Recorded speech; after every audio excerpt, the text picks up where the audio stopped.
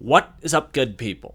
Jungle Link here. Hope you're doing well. Bitcoin just under 30,000 right now. Ethereum 1890, XRP at 82 cents. And everyone's telling me you're an idiot. Look at the 200-day moving average. The bull run is imminent. And I've been through this a time or two.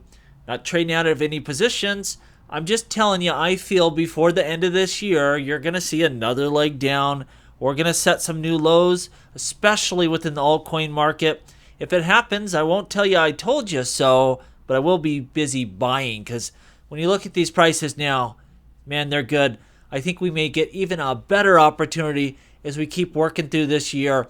We have a beautiful setup for 2024, 2025. If it doesn't happen, we take off early. That works for me too. Just have a little more money on the sidelines. Now, Fidelity put out a report, and they're saying that 46% of their respondents think that Ethereum will surpass Bitcoin eventually, and there is some logic behind that line of thinking. First of all, layer 1 smart contract blockchains, they have a lot of use cases, a lot of different utility you can build out with applications and DeFi and NFTs, and I get it. But what I would say specifically with Ethereum, which I think will perform quite well, you have some drags on that value. Number one is just competition. There are a lot of brilliant people out there, and they're all working specifically on Ethereum competitors. We haven't seen great challengers the last few bull runs. We saw a few emerging this last bull run, but I think we're going to have a whole lot more in the quality of the applications and building we're seeing going on right now. I think is going to make a big difference. I'm not so sure that Ethereum even wins out within its own sector long term. The second problem is, well, it's just more complicated. You have a much longer development curve to get to where you need to go to onboard billions of users and all of this kind of stuff. It's just a lot more you have to build out. When you look at what you need to do to Ethereum and smart contract chains to get it ready, well, there's a lot of work still to be done. And lastly, there are some centralized forces within the altcoin that will drag on that value.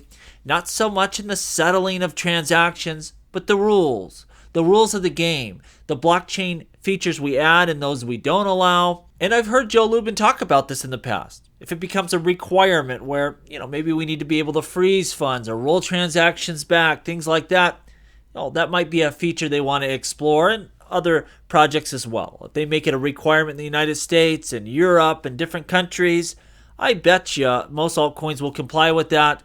Again, that's just my overall thinking. I'm not so sure that Ethereum passes Bitcoin specifically anytime in the next 5-10 years. And if something does pass Bitcoin, I don't know, you can call it at this point in time that Ethereum will be the one to do it. We'll see it play out. I think they'll all do quite well. Who's the quote-unquote best isn't that important.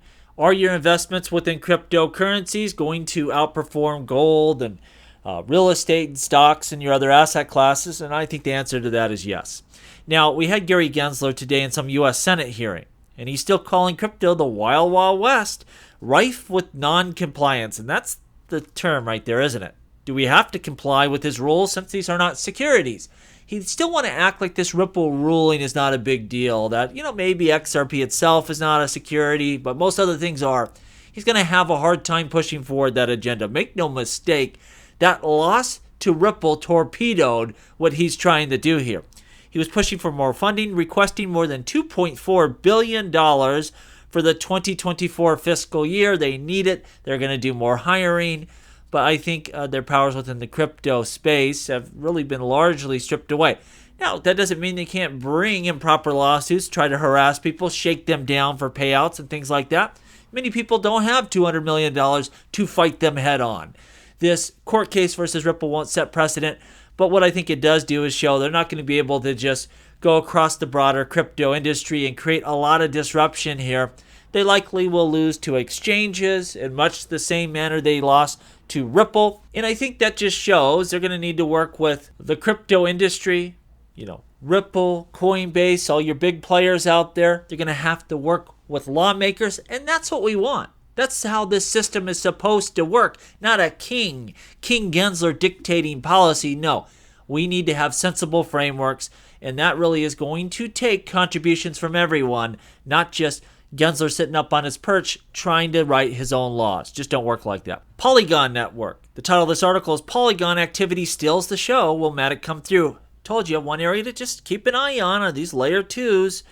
And we see with Polygon, the daily active addresses were considerably higher than those with both Ethereum and Solana. Polygon Matic has taken the front seat in terms of network activity as it outperformed the rest. Not only was it able to beat the popular Layer 1s, but also Layer 2s in terms of key metrics reflecting increased adoption and usage. Value and volume also registered upticks, even though I think both of those numbers, value and volume, were a little bit under both Ethereum and Solana. Look, I think there's a big value play here, not just for Matic, but a lot of these Ethereum Layer 2s. Personally, I'm not acquiring heavily right now, even though Matic's down and there might be some value there. I told you to start this. I'm thinking there's going to be a downturn. I may be getting too tricky for my own good and miss some buying opportunities here for Polygon and other things. I'm slowly acquiring because I recognize I could be wrong. But if we see, a big, broad problem within the cryptocurrency market between now and the end of the year, and we see sell-offs and downwards price mobility, you best believe Polygon is going to be one of the cryptocurrencies I'll be acquiring. We'll do a deep dive on all of those here in the coming weeks to months. Let me know what you think down below. And as always, please like, please subscribe. The revolution will be televised right here on Jungle Link.